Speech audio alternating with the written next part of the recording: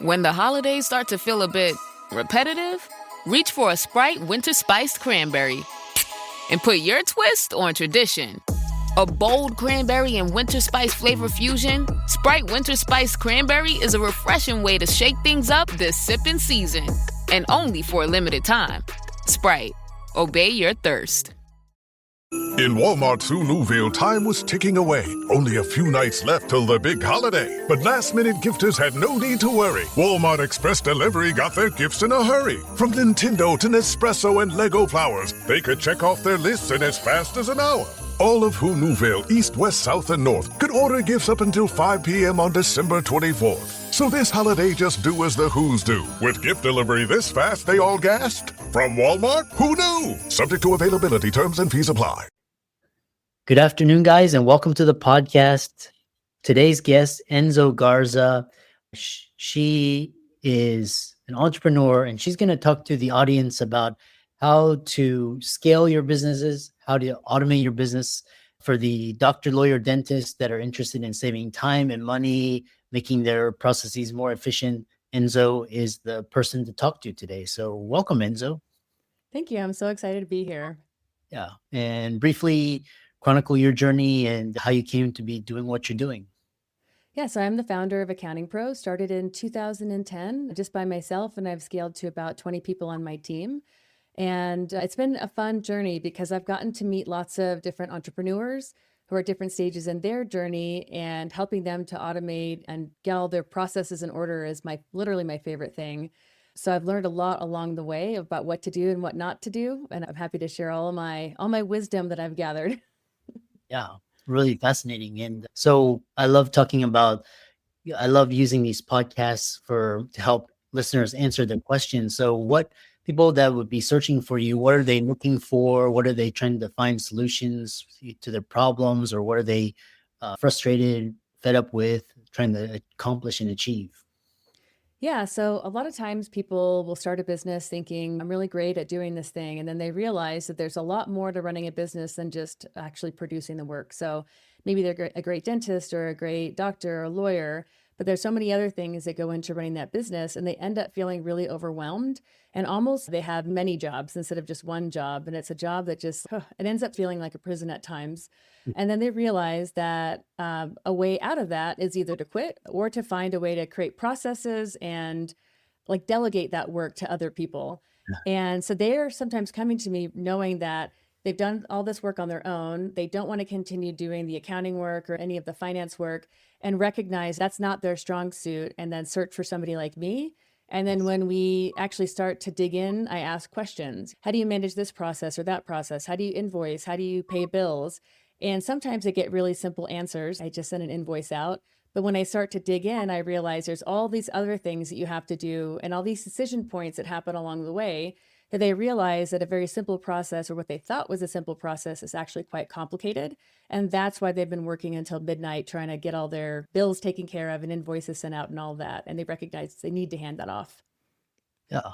You're an accountant, and again, a lot of the audience are just professionals, six figures, engineers.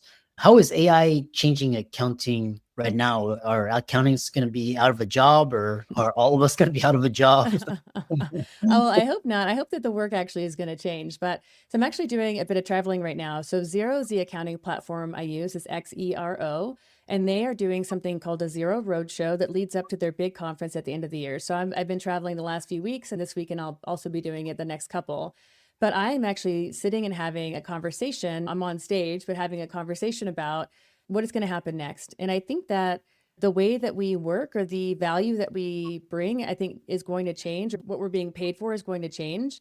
The day-to-day sort of data entry, that's all stuff that if you can document the process, if you enter this information in this field on this day in this way, that is something that we can very easily automate. But it's about being able to help our clients make sense of their data, being able to look forward and actually build a better future rather than just looking in the rearview mirror. Yeah, interesting. So moving forwards, because you help business owners automate and scale and just save time and money, what's the first automation every growing business should implement? So I'd actually back it up and say you shouldn't immediately start automating right away. That is definitely something that we need to do, but it's first understanding what are things in your business that are really happening all the time, so are repeatable. You have the different steps in that process, and it's very time consuming, which means it's also really costly. So maybe something that somebody on your team is doing every single day, and it takes them 20 minutes a day, and it's something that if you took that off of their plate, then it would free them up to do higher level work. So I think it's understanding the different tasks and processes in the business first and identifying something that has a really high ROI. And that can be different from business to business. Maybe it's something like creating a bill and paying it, or maybe it's creating an invoice. Everybody's going to bill and handle those things slightly differently based on their industry. But it's really looking at your business holistically and saying, okay, this is something that if I took it off my plate or somebody else's plate, it would be a game changer. But I think that's going to be different for many different business owners. Interesting. I was having a conversation with my colleague over lunch the other day, and because we're talking about leadership, and one thing he strives is to remove himself as the bottleneck. And you talk about what's the one workflow bottleneck in almost every small business you work with, and how do you get rid of it? So that I think is really going to be around the accounting and the day-to-day, like getting the work done to get to the final result, which is we all want to know what's happened and what's going to happen in the future. Don't be the person who owns all of that process or owns that data or information. If you can give access to like your email system or any of the places that where things land, give that to your assistant or give that access to somebody like you're an accountant. They can actually gather everything, enter it into your accounting system. You don't have to be the person who does everything. And I think rather than being the accountant for every transaction, maybe being the accountant or the person who delivers information as an exception. So maybe 9 times out of 10, the person who's assisting you knows how to do the work. That one time, then they can go to you and ask a question, but don't be the person who's handling all 10 of those things that go into your accounting. Interesting. Walk us through like an example or a process where you take a chaotic business, you create systems that actually work, or how you map a broken business process to fix it. Yeah, so we actually are working with a client right now, and they have previously had a ton of paper that they manage, and it's all invoices and POs, and they have a lot of it. So on average, they have about 1,200 purchase orders that they manage every single month. And from those purchase orders, it can be up to 3 invoices for those purchase orders because they buy things in bulk for many different locations of their business. So that's about 3,000 bills that they have to pay at the end of each month. And what they do is they make the order. Once the order comes in, they have an item receipt. They staple that together, and then they just check off what's actually been received. And then once a bill comes, they then staple each bill to that whole stack of paper, and then they have to go and get physical signatures for approvals for payments and things like that. So we were actually able to understand that process and then and use the API between their purchasing software and their bill pay software to not only take the initial purchase order, the item receipt, and the bill and do an automatic 3-way match. So that way, all they have to do is say, yes, we approve of everything because it all matches our expectation. And yes, I want to pay this bill. And then the check or the ACH goes out automatically. There's nobody physically sending out a check or anything like that. And so that's actually, we did the math. And by implementing that automation, it can replace the work of, I think, 4 full-time employees in the AP department. Now, I don't want them to go away. I want them to have other work to do. So now they're actually freed up to work on things like vendor relationships and maybe work on pricing agreements and have discounted pricing, things like that, or like discounted payment agreements. But if all they're doing is stapling paper and walking it around to get physical signatures, they're never going to have time to do any of that extra stuff. So that's one way that we were able to make something that was really complex actually work using APIs, which connect the dots between the data. Interesting. And what do you see accounting and business operations heading in the next 5 years? Are we all going to just be on software, or we're going to, when the robots come, we're going to be having humanoids? Where do you see it heading? I don't know if it's going to be that futuristic, but I think that the people who are going to do really well are going to be like me, where they are really curious about what's going on and how do you run your business day to day and be able to create automated processes that are either fully automated where there's no human in the loop or are partially automated with a human in the loop. And I think that our job then becomes something of like a fortune teller. So what do you want your business, what does business success look like for you? And how do we actually tell that in the future? How do we make that happen? And I think that's going to be different. Some people want more time, some people want more money, some people want both. But being able to back into how do we get there, and then helping our clients design that future and report against how closely they are to that goal. So really it's going to be about goal setting and management, and helping to deliver results, not just looking at what did you do, but where do you want to go?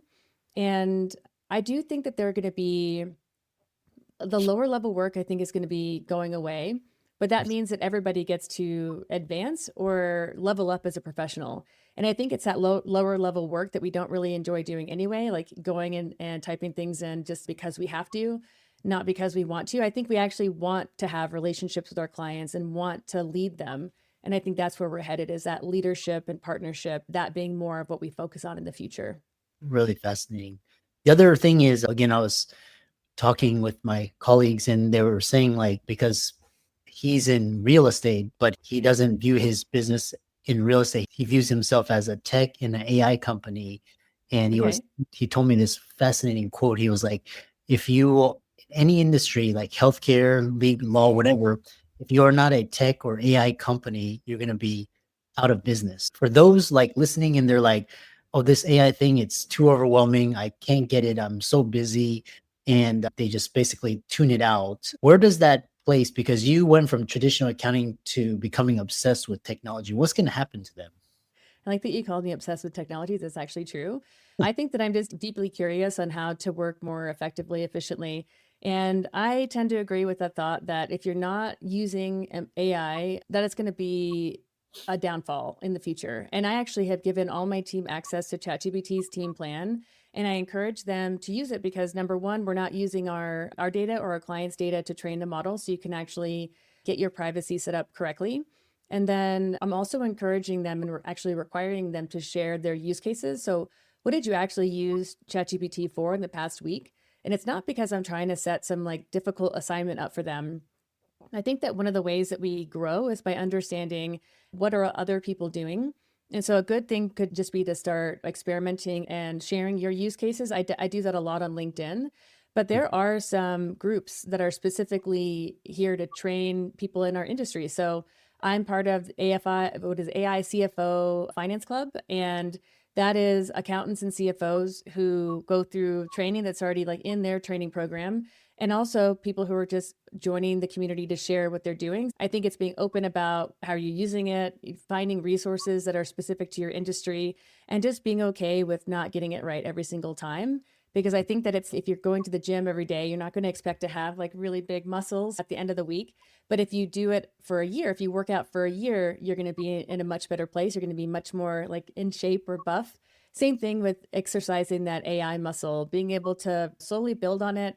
You'll find something new that will interest you. And then you'll end up going down a rabbit hole and realizing, oh, okay, now I actually can make this useful for me.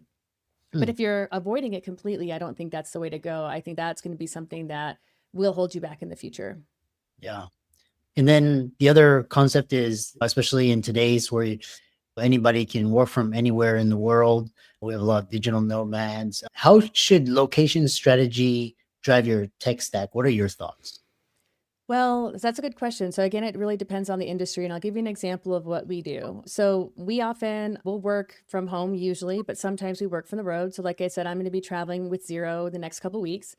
And a lot of times, if we have access to our client sensitive banking information, things like that, and sometimes banks will not allow us to log in if it looks like we're logged in from a different location. So I would say make sure that you have things like a VPN set up in place. We use Tailscale and our own server in order to have a static IP address. So that way we can log in and it appears like we're logging in from the same place every single time because the IP address doesn't move. But at the same time, we're also eliminating things like man-in-the-middle attacks. So we're not going to have our data breached or have anybody be able to intercept our traffic. So it's thinking about how do you stay safe in places like coffee shops and airports and places where there might be some vulnerability. But beyond that, making sure that wherever you're going has a good internet connection and you have a nice place to work, like finding a co-working space ahead of time is a really good idea. So that way you're not stuck wondering, how am I going to work today because I didn't plan ahead? So it's really thinking about looking at the map, figuring that sort of stuff out. and then getting a reservation, because some of those require that you get reservations as well. Running a business comes with a lot of what ifs, but luckily there's a simple answer to them. Shopify. It's the commerce platform behind millions of businesses, including Thrive Cosmetics and Momofuku, and it'll help you with everything you need. From website design and marketing to boosting sales and expanding operations, Shopify can get the job done and make your dream a reality. Turn those what ifs into... Sign up for your $1 per month trial at shopify.com/special offer. I had that dream again. My small business needs to hire, but I don't use LinkedIn, and I hire wrong. So then I'm doing IT, and when I go to plug the servers in, they become sentient, and they won't let us access our network unless we forward their chain emails and memes to more and more and more people, and then I wake up. Don't let hiring nightmares ruin your dreams. LinkedIn Jobs' new AI assistant finds and invites best fit candidates to apply, so you can discover talent you may have missed. Post your job for free at linkedin.com/quality. Start hiring today with LinkedIn. Yeah, it's really interesting. So if people listening to this podcast, they were interested in working with you, talk about how they can build business systems that grow from 10 to 100 employees without breaking. So that is really understanding your business and optimizing your processes and workflows. If you're the only person handling one process and you're not handing things off, then you're going to limit yourself to just you, essentially. So you need to be able to understand fully, what do you do, how do you do it, and be able to explain that to somebody else on your team. Being able to do that doesn't mean that it's going to be perfect every single time. And so recognizing like you're going to improve that over time.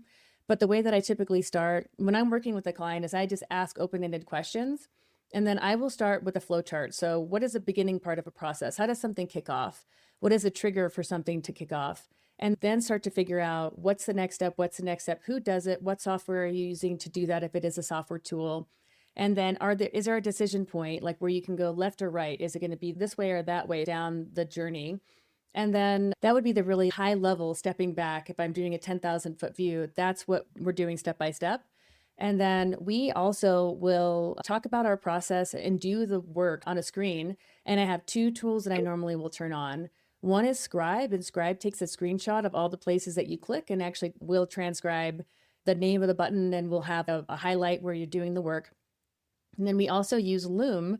And then we take those looms and we run the transcript through something like Claude and have it explain the process, since we're also explaining it on that video, because people are going to want to learn in a few different ways. One is by looking and actually watching what you're doing. One is being able to review what you've written and be able to quickly find something on the page. Like, what did they say when they're on this screen, and being able to read it and look at it. And then putting it into something like Notion is really nice. I personally love Notion, because if you sign up for a plan that has AI, which I think all the plans are going to have that moving forward, then if somebody gets stuck, all they have to do is use a little chatbot on the right-hand side of the screen and say, how do I do this? And now you don't have to be the person who's constantly training people, because the training is just happening behind the scenes. They're able to access that information. And then if you also appoint whoever's in charge of that process to update the process over time, then you not only have a playbook for how things work, but it's a living playbook that grows with the business. It's not static. And so you're empowering people to take ownership over that. And so instead of becoming the doer, now you're the leader. Now you're the person who's in charge. And you just do that with all the things that you want to let go. You just slowly add to your treasure trove of data or processes, until eventually you just have something where the business can run on its own. And I'll tell you, if you are looking to sell your business, if you have every single thing documented where somebody can just buy your turnkey business, you'll get a much higher multiple than if you are the person who is the holder of all the knowledge, like everything lives within you. You'll be able to sell at a much higher rate than if you're that type of business. And on the other, if you think about it, and I won't be so morbid, but let's say that you get hurt, and you can't actually work, or you actually want to take a vacation. The business doesn't stop whenever you're not at the office. The business now is its own sort of entity that operates without having to have you don't have to have your hands in every single thing, every single part of the day. That's where you really start to see the magic happening. And if people wanted to find out more about what you do in your business and how you help clients, how can they connect with you and contact you and reach you? Sure. So people can find me on LinkedIn. So it's Enzo-Garza. And then I'm at Accounting Pros. So accounting, PROSE, like you're writing poetry. We're helping our businesses tell beautiful stories about their business, like helping them create that story. We've got lots of information on our site, but I'd love to talk to whoever has questions. So reach out. Excellent. Thanks so much for coming on, and keep up the great work. Yeah, thank you so much. Appreciate it.